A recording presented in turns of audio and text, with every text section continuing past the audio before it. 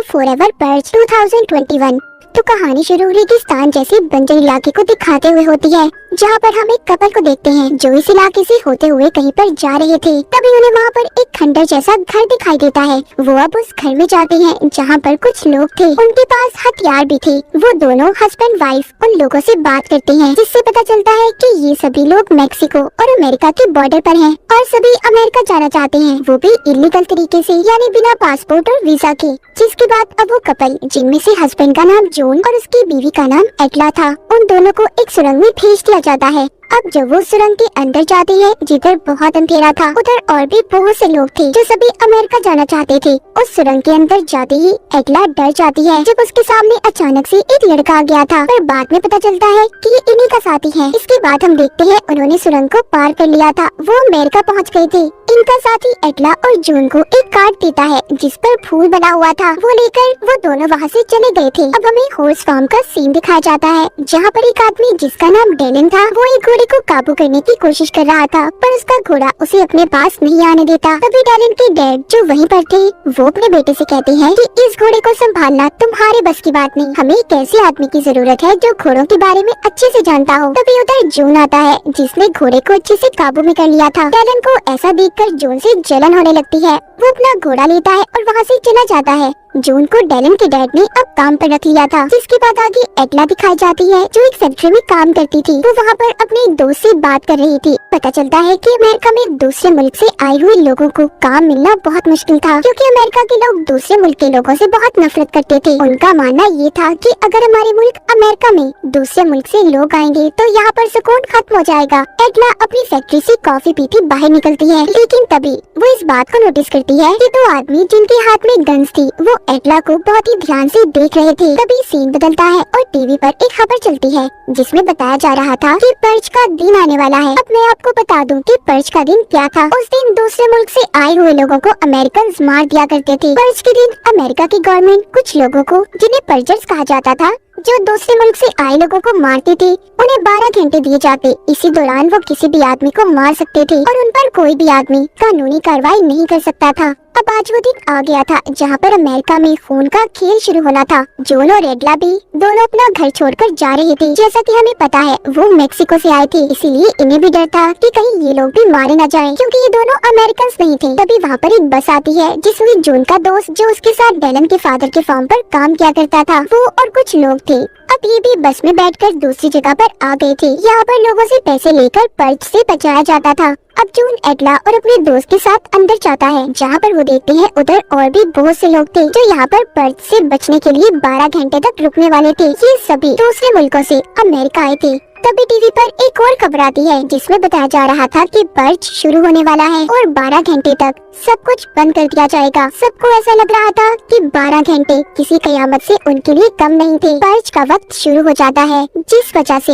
हर तरफ सन्नाटा छाया हुआ था। एटला और जॉन दोनों इस पर्च की वजह से बहुत परेशान थे। उधर डेलन जो अपने घर में था, तभी उसे महसूस होता है कि जैसे कोई उसके आसपास हो। अब वो एक अलमारी के पास जाता है, जिसमें बहुत सारी गन्स थी। वो उसमें से एक गन निकालता है। अब जब वो अलमारी को बंद कर रहा था, तो उसके पास एक लड़की आती है, जिसे देखकर वो डर गया था। ये लड़की कोई और नहीं बल्कि इसकी बीवी थी, जो इसे कहती है कि हमें उनका साथ नहीं देना चाहिए, जो पर्च जैसा खूनी खेल खेलते हैं। और साथ ही डेलन को वो ये भी बताती है कि वो माँ बनने वाली है। शहर में चारों तरफ सन्नाटा था, गोलियों की आवाजें थी, जहाँ पर एक दूसरे को लोग मार रहे थे। थोड़ी देर बाद सुबह हो जाती है। सुबह होते ही एटला और जॉन, उनके साथ बाकी के लोग बहुत खुश थे कि वो पर्च से बच गए। अब सब अपने घरों के लिए रवाना होते हैं, जहाँ पर जॉन अब जब अपने दोस्त के साथ शहर से होते अपने काम पर जा रहा था, तो वो देखते हैं हर तरफ खून ही खून था। सारा शहर लाशों से भरा हुआ था, दीवारों पर भी खून लगा हुआ है और गवर्नमेंट के आदमी चारों तरफ से सफाई करने में मसरूफ हैं।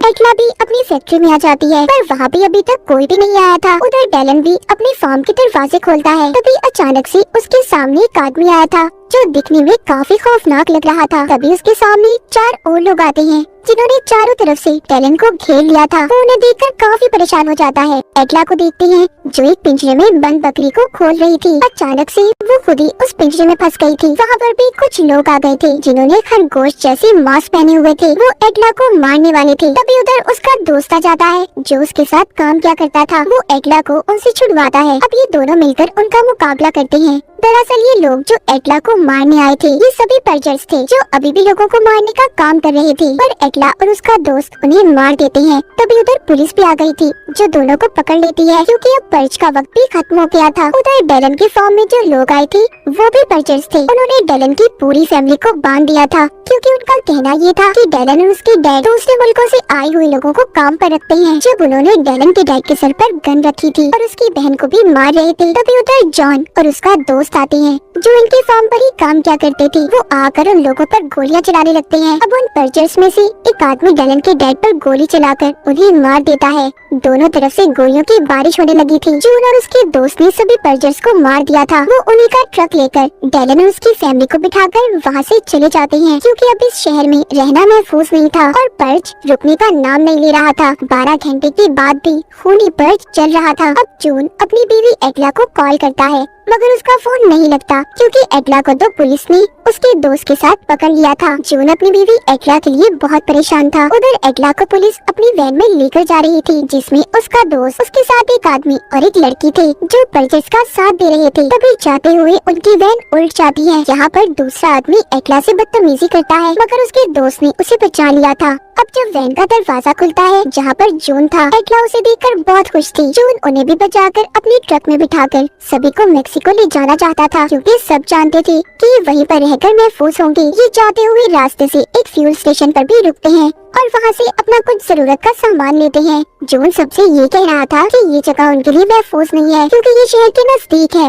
और यहाँ पर कुछ भी हो सकता है, इसीलिए हमें जल्दी यहाँ से निकलना होगा। तभी ये सब रेडियो पर खबर सुनते हैं कि हर तरफ शहर में पर्ज फैला हुआ है, लोग एक दूसरे को मार काट रहे हैं और ये खूनी खेल रुकने का नाम नहीं ले रहा। इसलिए दूसरे मुल्कों ने अपने बॉर्डर को 6 घंटों तक खोलने का फैसला किया है ताकि जो भी दूसरे मुल्कों से अमेरिका गए हैं वो वापस अपने मुल्क में आ जाए, जिससे उनकी जान बच सकती है। पर मेक्सिको का बॉर्डर बहुत दूर था, लेकिन अब इनके पास कोई और रास्ता भी नहीं था कि ये पर्ज से बच सके। इसलिए ये सभी अपने ट्रक में बैठकर मेक्सिको के लिए रवाना हो जाते हैं। जब ये अंधेरे में अपने ट्रक को ले जा रहे थे तो इनके पीछे कुछ बाइक्स लग जाती हैं जो पर्जर सीखी थी। वो इनके ट्रक के पास आकर गोलियां चलाने लगते हैं। ये सभी डर गए थे क्योंकि इनके पास मुकाबले के लिए कोई हथियार नहीं था। डेलन की बहन उनको वहाँ पर एक झंडा दिखाती है जो पर्जर्स का ही था। इसका मतलब कि ये भी उन्हीं की तरह है, इसलिए वो लोग झंडे को देखकर वापस चले गए थे। आगे ये लोग अब एक शहर में पहुंचते हैं जहाँ पर चारों तरफ गोलियां चल रही थी। अब वो लोग अपने ट्रक से निकलकर आगे बढ़ते हैं। हर तरफ लाशें पड़ी हुई थी मगर तभी उन्हें कुछ लोगों ने पकड़ लिया था। वो सभी पर्जर्स ही थे। तभी वहाँ पर पुलिस आ गई थी जो सब पर गोलियां चलाने लगती है। इसी बात का फायदा उठाकर जून एटला के साथ ही वहाँ से बचकर निकल जाते हैं मगर एटला और डेलन की बीवी अपने ग्रुप से अलग हो गई थी।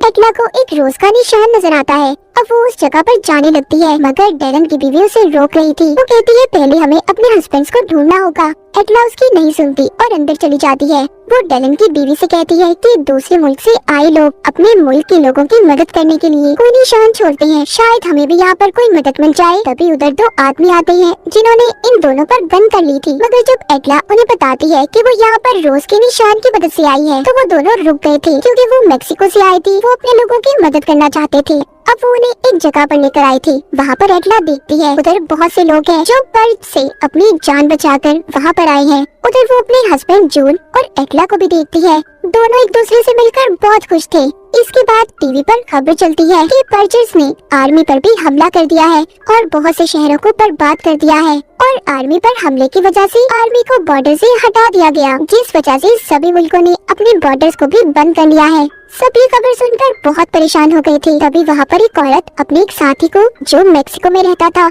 उसे कॉल करती है ताकि वो आकर उनकी जान बचा सके। अब जब सभी वहाँ से जाने वाले थे तभी उधर एक गाड़ी आकर रुकती है जिसमें वही आदमी था जिसको उस औरत ने मदद के लिए बुलाया था। अब वो सभी उसकी गाड़ी में बैठकर वहाँ से जाने लगते हैं मगर तभी इस बात की खबर पर्जर्स के लीडर को भी हो गई थी। अब वो सभी गाड़ी में एक सुनसान रास्ते से जा रहे थे। अब जब डेलन अपनी गाड़ी से पीछे देखता है तो उसे कुछ गाड़ियाँ आती दिखाई दे रही थी। वो गाड़ियाँ भी पर्जर्स की थी मगर वो अब मेक्सिको के बॉर्डर तक पहुँच गए थे, इससे आगे गाड़ी नहीं जा सकती थी। ये लोग गाड़ी से उतरकर आगे बढ़ते हैं। उधर इन्हें कुछ लोग मिलते हैं जो मैक्सिकन्स थे। कुछ लोग पैदल चलकर आगे जा रहे थे मगर जून और एटला के साथ कुछ साथी रुक जाते हैं। वो उन पर्जर्स का मुकाबला करने वाले थे ताकि वो इन्हें इधर ही खत्म कर सके। तभी उधर गोलियों की बारिश होने लगती है। इस लड़ाई में जून और एटला के साथियों की गोलियां खत्म हो गई थी। तभी ये सब वहाँ पर एक घर में छुप गए थे, मगर उधर भी बर्चर्स आ जाते हैं जो जून को मारने वाले थे और एटला को बेहोश कर देते हैं। मगर जल्दी उसे होश आ जाता है और जो लोग जून को मार रहे थे उन्हें गोली से वो मार देती है।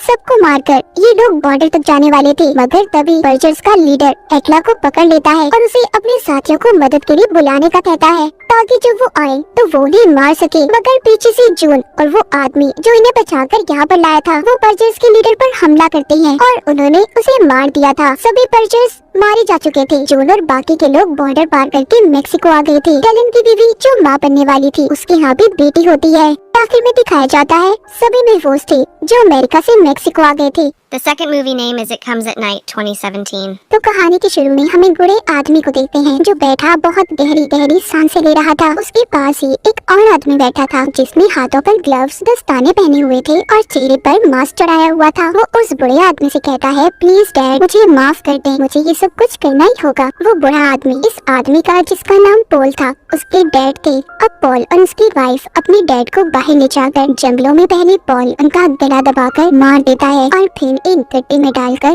उन्हें जला देता है। इसके बाद हमें पॉल की फैमिली दिखाई जाती है। रात को ये इसकी वाइफ और इसका बेटा खाने के टेबल पर बैठे सभी बहुत उदास थे। पॉल प्लेट्स उठाकर ले जाता है, जिसके बाद उसका बेटा भी सोने चला गया था। वो अपने कमरे में दीवार पर लगी एक पेंटिंग को बहुत ही गौर से देख रहा था। फिर उठकर अपने दादाजी के कमरे में जाता है। उसके दादाजी बेड पर बैठे थे। जब वो उनके पास जाता है तो अचानक से वो खून की उल्टियाँ करने लगते हैं। पॉल का बेटा डर गया था, वो अचानक से उठ जाता है। इसका मतलब ये था कि सिर्फ वो एक सपना देख रहा था। उसकी मॉम उसके पास आती है, कहती है बेटा जल्दी उठो, घर में कोई आ गया है। इनके घर में इनके साथ एक डॉग भी रहता था। ये सभी मास्क पहनकर देखने जाते हैं। जब अचानक से दरवाजा खुलता है तो पॉल गोली चला देता है। उसकी वाइफ कहती है, रुको पॉल। वहाँ पर एक आदमी था। वो पॉल को देखकर अपने हाथ ऊपर कर लेता है और कहता है, मुझे माफ कर दो, मैं गलती से यहाँ पर आ गया हूँ, मेरे पास कुछ भी नहीं है। अब पॉल उसको पकड़कर बाहर ले जाकर एक पेड़ से बांध देता है। उसके मुंह पर भी टेप चिपका देता है। सारी रात वो आदमी वहीं पर रहता है। जब सुबह होती है तो पॉल उस आदमी को चेक करने जाता है कि कहीं वो इन्फेक्टेड तो नहीं, उसे कोई बीमारी तो नहीं। अब पॉल उसको अपनी गन दिखाता है और कहता है,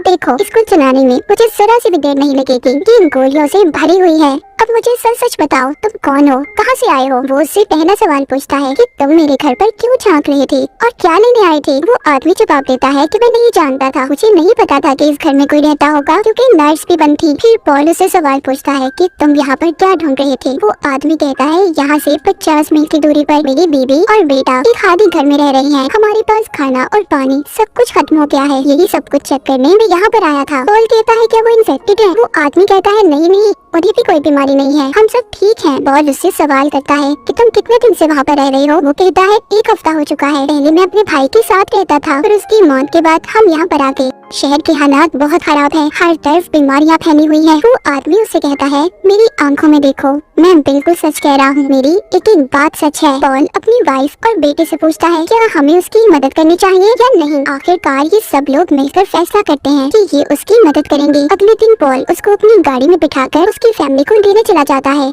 जहाँ पर वो खुद गाड़ी चलाता है और उस आदमी को पीछे बिठाता है। जाते हुए रास्ते में उन पर हमला हो गया था। तभी पॉल अपनी गाड़ी के नीचे जाकर छुप जाता है। जब हमला करने वाला आदमी वहाँ पर आता है तो पॉल अपनी बंदूक से उस पर गोली चला देता है और बाहर आकर उसे मार देता है। दूसरा आदमी जो पॉल के साथ था, जिसकी फैमिली को लेने ही जा रहा था, वो कहता है, तुम्हें इसे नहीं मारना चाहिए था पॉल, क्या पता वो किसी बड़े गैंग का आदमी हो और क्या पता उसको ढूंढते उसके साथ ही यहाँ पर आ जाए। अब ये उस आदमी की लाश को उठाकर एक कटे हुए पेड़ के नीचे रख देती है, जहाँ पर एक और लाश थी। वो आदमी पॉल को यहाँ पर अपना नाम भी बता देता है, जिसकी फैमिली को ये लेने जा रहा था, उसका नाम विल था। अब विल पॉल को अपनी फैमिली के पास लेकर जाता है। वहाँ पर पॉल की वाइफ सबसे कहती है, फिक्र करने की कोई बात नहीं, विल की फैमिली में उसकी वाइफ, बेटा और बहन थी, ये सबको लेकर अपने घर आ गई थी। रात को खाना खाते हुए पॉल सबको समझाता है कि उन्हें क्या करना है और कैसे यहाँ पर रहना है। वो उसको ये भी कहता है कि जब तक कोई इमरजेंसी ना हो किसी को बाहर नहीं निकलना, सबको अपना ख्याल रखना है। ये सब अब सोने चले जाते हैं और सारे हंसी खुशी रहने लगे थे। सुबह जंगल में जाकर पॉल का बेटा विल को लकड़ियाँ काटना भी सिखाता है। जब रात को पॉल का बेटा सो रहा था तो उसके पास विल की बहन आती है। वो जब उसके करीब आती है तो उसके मुंह से खून निकल रहा था। पॉल का बेटा डर जाता है, वो डर कर खड़ा हो गया था और यहाँ पर हमें पता चलता है कि वो सिर्फ ये एक सपना देख रहा था।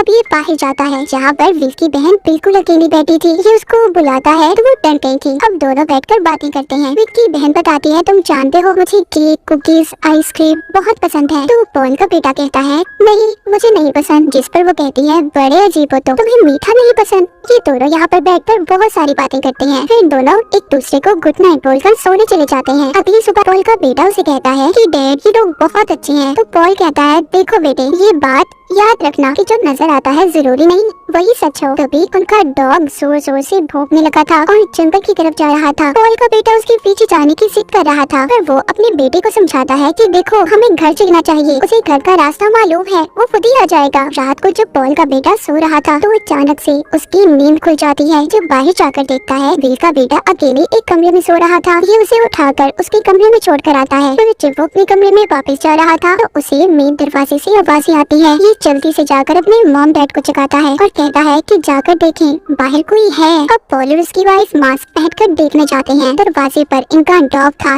जो मर चुका था, वो भी इन्फेक्टेड था, किसी बीमारी की लपेट में था। पॉल का बेटा अपने डॉग की ऐसी हालत को देखकर बहुत रोता है, पर पॉल अपने बेटे को डांटकर जाने का कहता है। अब ये अपने डॉग को भी एक गड्ढे में डालकर जला देते हैं। जब रात को ये सब लोग इकट्ठे बैठे थे तो यहाँ पर इन्हें पता चलता है कि विल की फैमिली इन्फेक्टेड है। मतलब यहाँ पर विल इनसे झूठ बोल रहा था। पॉल जानकर ये फैसला करता है कि विल की फैमिली अब इनसे अलग रहेगी। जब रात होती है तो पॉल का बेटा गुजरते हुए विल के बेटे के रोने की आवाज को सुनता है। ये जाकर अपने मॉम डैड को बताता है। पॉल उठकर विल के पास जाता है और उसका दरवाजा खटखटाने लगता है, पर वो दरवाजा नहीं खोलता। उसका बेटा इन्फेक्टेड हो गया था, वो भी बीमारी की लपेट में था। वो जानता था कि जैसे ही वो दरवाजा खोलेगा पॉल उसको मार देगा क्योंकि इसकी फैमिली इन्फेक्टेड हो गई थी। विल अब बाहर आता है, पॉल से कहता है, प्लीज हमें कुछ मत करो, हम यहाँ से चले जाएंगे। पर जैसे ही विल बाहर निकलता है वो अपनी फैमिली के साथ जाने लगा था। पॉल उसको गोली मार देता है। बेटी विल की वाइफ बहुत रो रही थी, फिर जिसके बाद पॉल उसकी वाइफ, बहन और बेटी सबको मार देता है।